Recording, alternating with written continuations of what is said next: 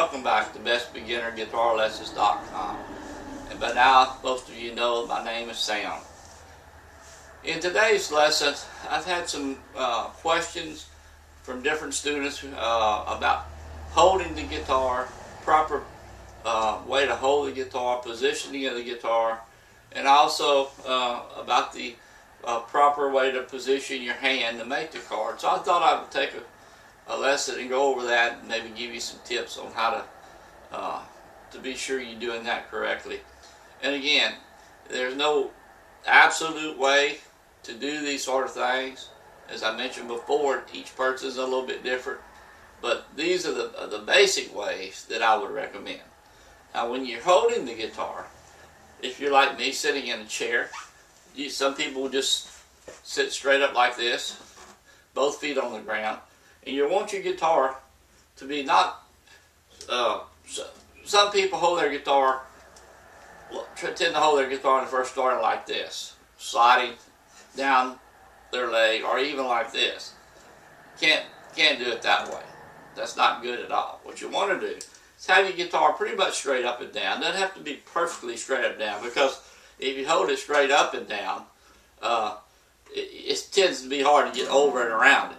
So what I do is I generally sit down in a chair, cross my leg, have the guitar sitting on my leg where the guitar goes in, and I'll have my elbow resting on the side of the guitar, and then I'll let my hand come around to do the strumming. So that's the way I would recommend. Just kind of a slight angle to the guitar, but still up and down. And let your arm rest on the elbow, rest on the side of the guitar, edge of the guitar. And that will give you a good, comfortable way to hold the guitar. And also what it's doing is it's bracing the guitar here on your body, where you do not have to support the neck at all with the carding hand. You don't want to have to be supporting the neck up with the carding hand. You want all the support to keep the guitar still and secure on the right hand, on this side. Of course, if you're left-handed playing left-handed, it'd be just the opposite. But by this way, you've got it really, really secure. And another thing you want to do is try to relax. A lot of people will get tense and they'll get their shoulders all tensed up, their neck, and before you know it, you end up with headache or something along that line. You want to just relax and enjoy what you're doing. Learning the guitar, playing the guitar is fun, relaxing. So just be relaxed with what you're doing. Try not to get uptight. As far as the positioning hand, the carding hand, again, I've mentioned when you first start, you want your thumb to be positioned behind the guitar neck, behind the neck. Now, as you play and get used to playing and making the chord, strumming a song, learning a song, you can't. It's okay if once you're able to make your chord sound clear, to let the thumb come around the side of the guitar like this, because the size of your hand, it's going to naturally want to come around the guitar. But to start with, you want to get your thumb to rest behind the neck. That's the desired way. Okay. And then on your finger placement, again, I have mentioned, say for instance, if you're playing the first string, let's just use the first string as an example. When you're putting your finger on the fret, let's say I say second fret. Okay. You want to put it down here on the first string, second fret, and try to get as close to that fret as possible. Not on top of it, just right next to it. Now, if you're playing two or more fingers and strings, when you put them down like in the D chord that we talked about, again, you want to get your finger placement as close to the fret as possible. Reason for that is the closer you get it, the easier it is to press as far down and making the chord sound clear.